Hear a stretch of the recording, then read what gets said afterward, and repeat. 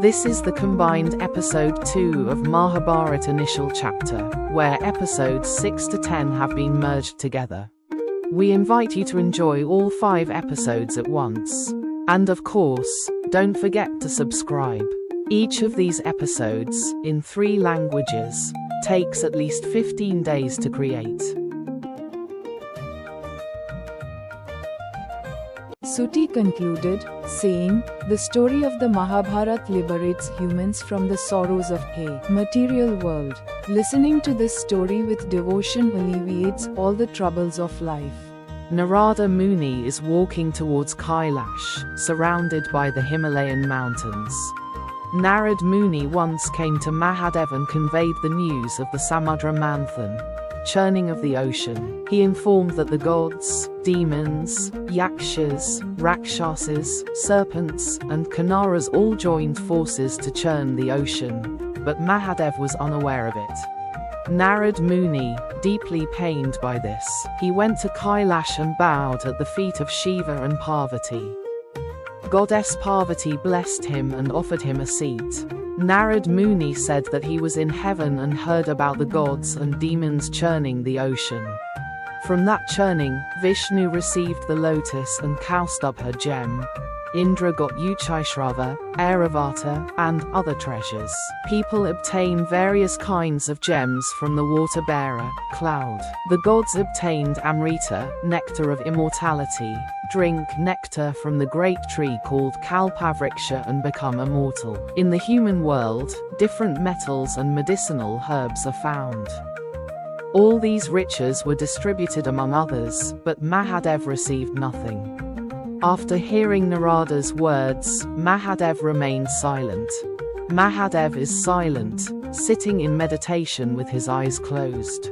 Then, trembling with anger, he said, "What use does someone who wears a garland of bones have for jewels and gems? What need does someone adorned with dust have for sandalwood? And what purpose would a bull rider have for Airavata or chariots?" Shiva continued, "In the past, Daksha did not worship me. For this, he received his punishment. Due to Daksha's arrogance, his sacrificial altar was filled with urine and feces. Those who fail to acknowledge me in their worship meet such fates." Then Goddess Parvati said, "Those who renounce all worldly pleasures are often called cowards by others. However, the way Brahma, Vishnu, and Indra worship you should be known to everyone. From the churning of the ocean, all the treasures were shared among themselves, but they did not remember you even once." Hearing Parvati's words, Shiva began trembling with rage. In his anger, he commanded Nandi to prepare the bull for departure. Here, Sauti has described this event from the Mahabharata as nectar-like for the virtuous. To gain many unknown insights about the Mahabharata, subscribe and watch all the videos in one place. Hearing Parvati's harsh and stern words, Mahadev was overcome with rage. He pulled a tiger's skin and draped it over his body. He wrapped Vasuki Nag like a rope around his shoulders, with its hood adorning his neck. Holding a deer snare in his hand, he prepared himself. The crescent moon adorned his forehead. A garland of bones hung around his neck. In his hands were shields and bangles. His forehead radiated with the brilliance of the sun, vast light, and the coolness of the moon combined. Mahadev appeared as though he had transformed into the very embodiment of destruction. Intense waves seemed to rise from Mount Hemakut and touch the skies. The Ganges flowed through his matted locks. His crown gleamed with serpent hoods adorned with gems. In his hands, he carried a trident and a club. Thus, Mahadev completed his adornment.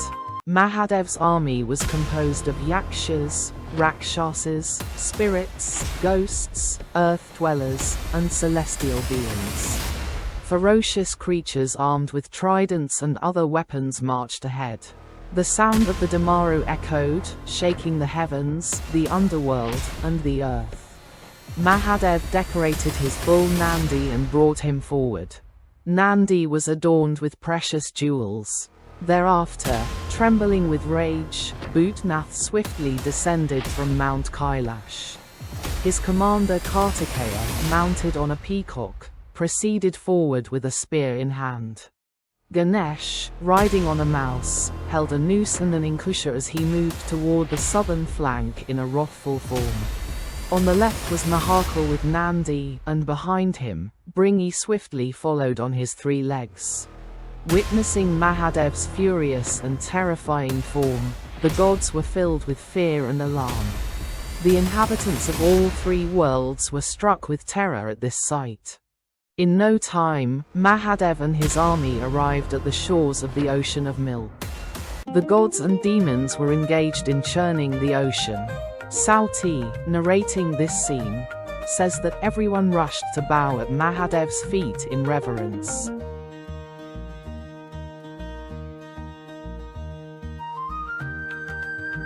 To gain many unknown insights about the Mahabharata, subscribe and watch all the videos in one place. The gods stood before Mahadev with folded hands. Shiva, who was in deep meditation, slowly opened his eyes. Shiva asked, "Why has the churning of the ocean stopped?" Indra replied, "The gods have exhausted their strength.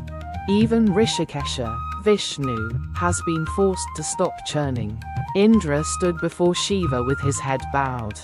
Around him, the other deities were softly expressing their sorrow. Indra replied, "The gods have exhausted their strength. Rishikesh has also been forced to withdraw from the churning." Shiva continued in fury, "Your pride is unbearable. You have disrespected me. This arrogance can no longer be tolerated." Shiva further said, "You have shown disregard for me. This arrogance can no longer be tolerated." Mahadev said, "I do not hold any grudge for what you have done. But I had instructed you to churn the ocean. Yet, you disregarded me." Hearing Shiva's words, the gods were terrified. None of them had the courage to reply. They stood in silence, heads bowed in shame. Then, sage Kashyapa folded his hands and spoke to Shiva, "O beloved of goddess Parvati, please listen attentively. I shall narrate the story of the churning of the Kira Sagara, ocean of milk." Kashyapa sage began. Sage Durvasa had a divine Parijata garland around his neck. Out of affection, he gifted that garland to Indra. At that time, Indra was riding his celestial elephant, Airavata. He placed the garland on Airavata's trunk. Kashyapa continued, but Airavata, intoxicated with pride, threw the garland to the ground. Sage Durvasa was enraged by this act. Airavata, being an animal and intoxicated, failed to understand the significance of the garland. He carelessly dropped it to the ground. Seeing this, Sage Durvasa's anger exploded. His eyes burned like fire. He declared, "Indra's arrogance has insulted me. He has failed to respect the divine garland I gave him." The sage further said, "Blinded by wealth and power, Indra has belittled me. Therefore, I curse him. Goddess Lakshmi shall leave Indra's abode." As per Durvasa's curse, Goddess Lakshmi left Indraloka and submerged into the ocean. With Lakshmi Devi's departure, the 3 worlds fell into misery. The gods realized that her absence had disrupted the balance of creation. Seeing the suffering in the 3 worlds, Lord Brahma approached Lord Krishna and informed him of the crisis. Krishna proposed a solution: the churning of the ocean. Following Narayana's, Vishnu's, command, Indra and the other gods resumed the churning of the Kira Sagara. Mount Mandara was used as the churning rod, and Vasuki, the serpent king, was used as the churning rope. As the churning continued, turmoil erupted in Varuna's waters.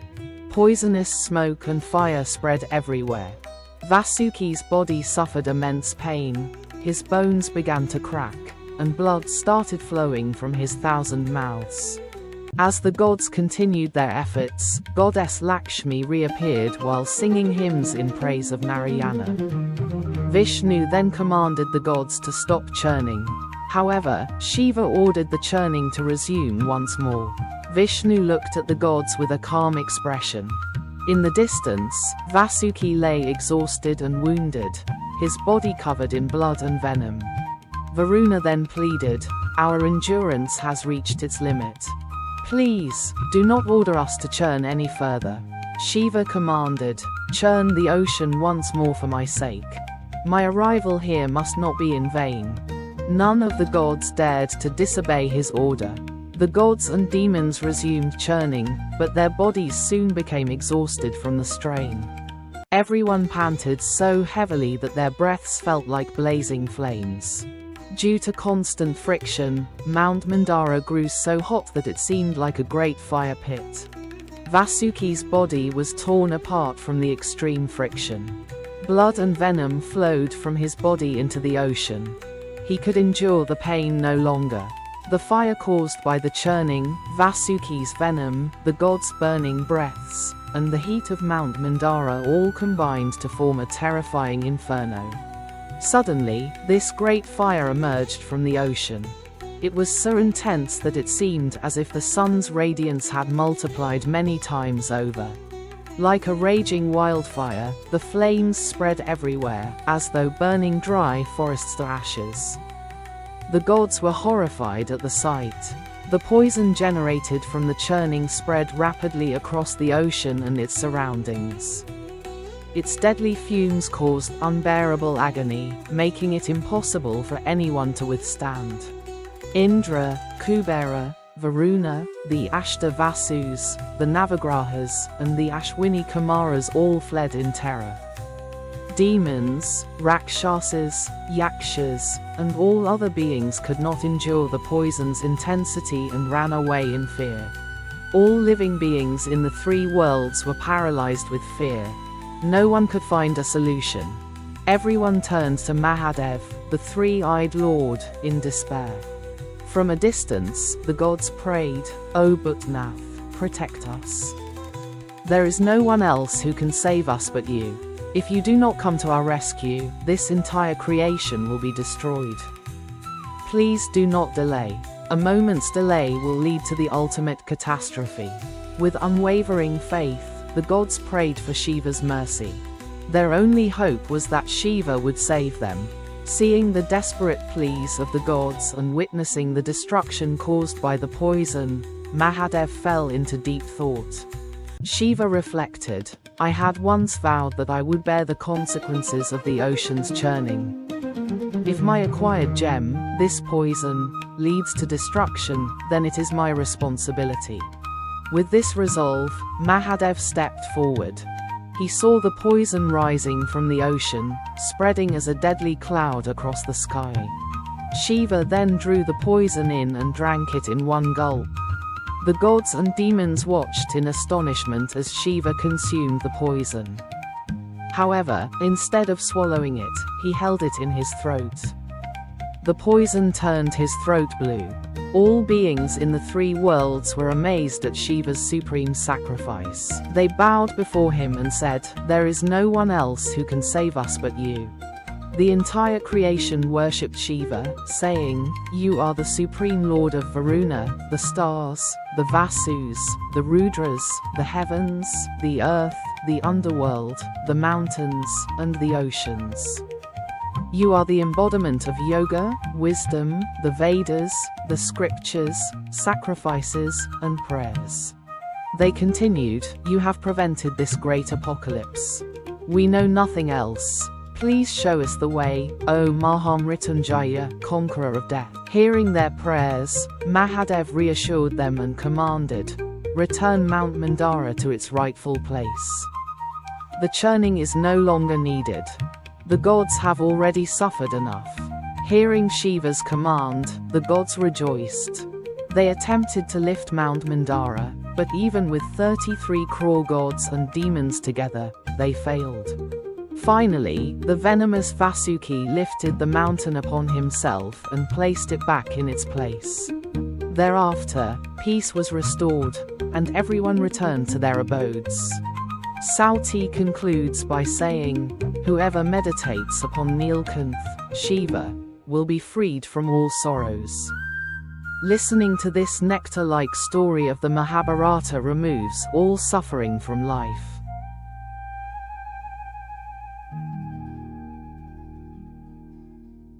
Subscribe and find all videos of Mahabharat, Adipaba and ancient wars in one place. Sauti concludes by saying, "Whoever meditates upon Nilkanth, Shiva, will be freed from all sorrows." Listening to this nectar-like story of the Mahabharata removes all suffering from life. The sages said, "Listen, Agrisrava, Sauti, we have heard an extraordinary tale. The immortal Devas and the Asuras together churned the ocean. The Devas took all the treasures that emerged from the churning of the ocean. Why did the Asuras not get their share of the wealth?" The Asuras roared in anger, "What injustice is this? Why is our fate limited only to labor and struggle?" Everyone toiled in the churning of the ocean, but whatever was obtained, the Devas took it all. Airavata the elephant, Uchaishrava the horse, goddess Lakshmi, and the cow stub her gem, everything was taken by the Devas. Like children, the Devas seized all the riches. Believing that they alone deserved the nectar of immortality, they wanted to keep the Amrit Kalash, pot of nectar, for themselves. Then the Asuras united and declared, "We shall take it by force." Immediately, a battle erupted between the Devas and the Asuras. The conflict over the fruits of the ocean churning continued. Thus, another chapter in the eternal battle between the Devas and the Asuras began. A fierce battle for the nectar began between the Devas and Asuras. Both had labored during the ocean churning, but the division of the treasure led to a bitter dispute. Lord Shiva arrived and halted the battle. He said, "Why this pointless war? Everyone has worked hard. The nectar should be shared among all." The conflict ceased, but a question arose: who would distribute the nectar? The Devas and the Asuras could not agree. At that very moment, Lord Narayana appeared in the form of an enchanting woman.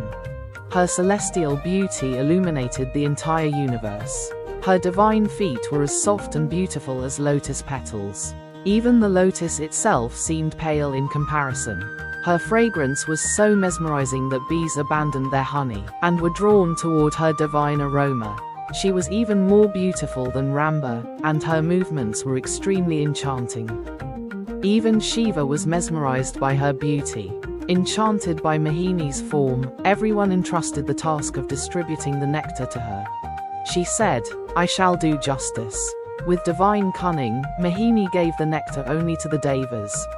The Asuras were so mesmerized by her beauty that they failed to recognize the deception. The Devas drank the nectar and attained immortality. By the time the Asuras realized the trick, the Devas were already celebrating their victory. Thus, Lord Narayana, in the form of Mohini, ensured that the Devas triumphed through divine strategy. This marked yet another chapter in the eternal struggle between the Devas and the Asuras. Narayana's Mohini form was so exquisite that her navel resembled a blooming lotus, mesmerizing all who beheld it. A golden aura radiated from her celestial form. The melodious sound of the mridangam and flute has spread all around. The beauty of her body is extremely soft and sweet. Her arms are as smooth as butter, mesmerizing both the gods and the demons. The Devas and Asuras were completely enthralled by her beauty. Her hands were as soft as lotus petals, and her fingers as delicate as champa flowers. Her nails gleamed like the reflected light of the moon. Her dusky face outshone even 1,000 Kamadevas, gods of love. Her gentle smile spread an enchanting aura all around. Her eyes were as deep and radiant as blue lotuses, and her eyebrows were curved like a floral bow. Such beauty could mesmerize anyone. Her cheeks shone like the first rays of the sun. Her smile was as dazzling as a lightning strike, and her teeth glowed like a row of pearls. Draped in golden yellow garments, her long, flowing hair cascaded down her back. Her beauty enchanted the entire atmosphere. Her sudden appearance left everyone spellbound. The Devas and Asuras stood frozen, overwhelmed by her unmatched beauty. The environment is filled with a blue and golden glow. Seeing Mohini's enchanting beauty, the gods, demons, and all beings of the three worlds became so mesmerized by her charm that they stood motionless, their gaze fixed upon her. Slowly, one by one, they all collapsed to the ground. Even Mahadev himself, unable to resist Mohini's charm, fainted and lost his senses. His trident slipped from his grasp. After some time, the wielder of the trident, Shiva, gradually regained consciousness. Regaining consciousness, Shiva looked at Mohini. Slowly, he moved toward her. Smiling, Mohini said to Shiva, "O yogi, you reside in everyone's heart. Everyone praises you. Stay calm and steady." Saying this, Mohini quickly departed. But Shiva, eager to satisfy his curiosity, went to Mohini again to ask a few questions. Shiva called out, "O doe-eyed beauty, wait for a moment, at least answer one question for me." Shiva asked, "Who are you? Where do you dwell? Whose daughter are you? And what is your purpose here? Tell me the truth." Shiva said, "Among all the beautiful women in the three worlds, none can match even the radiance of your toenails. Your beauty is beyond compare." Shiva, captivated, said to Mohini, "Durga, Lakshmi, Saraswati, Shachi, Arundhati, Urvashi, Ramba, Manaka, Tilottama, and Rati. All the celestial beauties of the three worlds are known to me, and they know me as well. But never have I seen beauty like yours before. O moon-faced one, where have you come from? Tell me the truth." Mohini, in a playful tone, said, "Oh, whoever I may be, there is no need for you to know who I am or where I come from. You have a body without oil, covered in ash, with the weight of matted locks on your head. Without chewing beetle leaves, your teeth shine like crystal. Instead of clothes, you wear a tiger skin. You are utterly indifferent to yourself. This is your identity." Mohini further said, "You cannot be considered so indifferent to yourself. On the contrary, look, the entire universe is filled with the fragrance of my body. The radiance of my limbs has illuminated the three worlds." Mohini said, "Why do you want to talk to me and come near me? I know that you are revered by everyone in this world. Those who see my form are blessed. They should consider themselves fortunate. I am Mohini, the enchantress, who mesmerizes devas and mortals alike." Mohini is slowly moving away. A golden and blue aura surrounds her. Shiva stands still, motionless. In the background, the gods gaze curiously. Day and night, there is no choice but to be mesmerized by the beauty of this enchanting figure.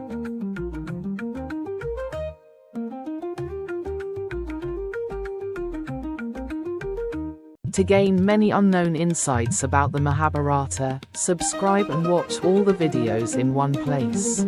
Shiva looked at Mohini and said, "O doe-eyed lady, why are you mocking me this way? We have never even spoken before. All the great beings of the three worlds know that I am the Lord of all. I once severed Brahma's fifth head with my nail. For ages, I have served Vishnu and received his blessings. Indra, Yama, Varuna, Kubera, and Agni, all the guardians of the directions, worship me. I have conquered death through knowledge and yoga. Kamadeva was burnt to ashes by the fire in my eyes. The one known as Mahamaya or Mohini in the three worlds is also under my control.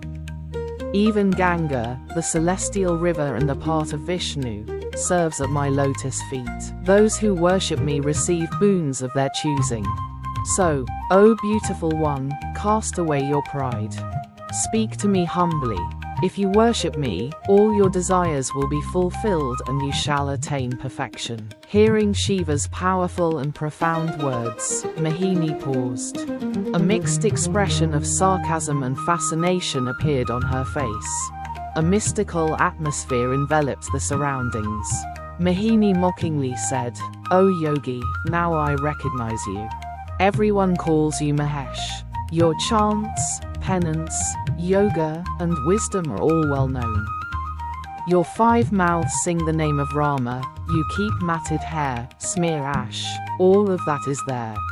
Mohini said, "You claim to be a renunciate, and everyone knows your ascetic form. but you've become so overwhelmed it does not suit you. Shiva said, "O enchanting one, listen to me with your heart. Your beauty is unparalleled. My eyes once burnt down Kamadeva, and today that same sight is captivated by your charm." Shiva said, "If true fruits can be attained through penance, chanting, yoga, wisdom, and renunciation, then it is you. Today, I have only one desire, to be near you. That is my heartfelt wish." Shiva said, "All the penance I have done, all the chanting of Rama's name, keeping matted hair, smearing ashes, and making cremation grounds my home, today I have received the true result of all that. After all these ages, the Creator has given me a priceless jewel." Shiva said, "I have surrendered all my deeds to the universe. O graceful one, please stay with me." Mohini, after hearing Shiva's plea, remained silent for a moment. The aura surrounding her grew even brighter. Hearing Shiva's words, Mohini laughed and said, "O Shiva, do you know what is truly unattainable in this world for you? The one who can renounce all actions and worship me with complete dedication, body, mind, and speech. I am willing to embrace only him." Shiva placed his trident aside and joined his hands in a deep vow. He said earnestly, "O maiden, everyone knows you. Stay with me." Mohini said, "O Shiva, why are you involving me in such deceit? You've already hidden one wife in your matted hair, and you've given another a place on half of your body." Shiva said, "O doe-eyed one, why do you speak like this? Hundreds of Ganga and Durga serve me." Shiva added, "O graceful one, please stay with me, that is my only solace." Then Mohini slowly moved to one side, a mocking smile on her lips. With that smile, she left Shiva alone. Shiva remained still, lost in the enchantment. The gods stood silent, witnessing that extraordinary scene. Shiva looked at Mohini and said, "O beautiful-faced one, your departure is not the end of everything." Saying this, Bhutnath, Lord of Spirits, picked up his trident in hand. Then Srinath, in the form of Mohini, gave a gentle smile and said, "O Gangadhar, I now understand. Your knowledge, renunciation, and detachment truly befit you." Srinath, still in the form of Mohini, continued, "Have patience, let go of your sorrow, and steady your heart. I will embrace you. Don't you know, O Vishwanath, that I always grant protection to devotees? Whatever they desire from me, I fulfill it. Especially in the past, you once asked me for a boon. I had vowed to give you half of my body. That desire of yours shall now be fulfilled." Hearing Srinath's words, Shiva gradually calmed down. He realized that all his penance and spiritual practices had found meaning today. A ray of compassion from Srinath brought peace to his heart. Jagannath extended his arms and said to Shiva, "Come into my embrace." As he spoke, golden light spread all around. As they embraced, their two bodies merged into one. One half was smeared with ash, while the other radiated the fragrance of sandalwood. One side of the head was adorned with matted locks, the other with flowing hair. One half bore a crown, while on the other side a serpent flared its hood. Around their neck, one side held a garland of bones, and the other side bore a garland of forest flowers. One ear wore a makara earring, the other a coiled serpent. One side of the chest bore the Shrivatsa mark, while the other gleamed with poison. Around the waist, one side was wrapped in tiger skin, the other in yellow silk. One foot was encircled by a coiled serpent, and the other adorned with a golden anklet. In their hands, the conch and discus gleamed beside the trident and damaru. Every weapon radiated divine, mystical energy.